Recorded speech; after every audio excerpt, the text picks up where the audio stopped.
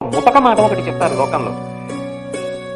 నువ్వు పిలిచినా సరే పితృకార్యంలో భోజనానికి వెళ్ళకు, పిలవకపోయినా సరే పరామర్శకి మాత్రం వెళ్ళు. ఒకరింట్లో ఎవరో శరీరం వదిలిపెట్టేశారు, వాళ్ళు నీకు చెప్పక్కర్లేదు. ఏమంటే మా ఇంట్లో ఫలానా వాళ్ళు శరీరం విడిచిపెట్టారండి అని నీకు చెప్పక్కర్లేదు. నువ్వు ఎన్ని పనులున్నా ఆపేసి వాళ్ళ ఇంటికి వెళ్ళి వాళ్ళని ఓదార్చాలి. అది నీ కర్తవ్యం. ఒక మనిషిగా పుట్టి నీ సాటి మనిషి దుఃఖంలో ఉంటే వెళ్ళి ఓదార్చలేకపోతే భగవంతుడు ఇచ్చిన కంఠం ఎందుకు, నీ వ్యక్తిత్వం ఎందుకు? ఒకవేళ పితృకార్యం చేస్తూ 13వ రోజున 11వ రోజున అయ్యా మా ఇంటికి భోజనానికి రండి అని పిలిచినా వెళ్ళవద్దు అని చెప్పారు. ఎందుకో తెలుసా? పాపం వాడికి ఒక బెంగ ఉంటుంది.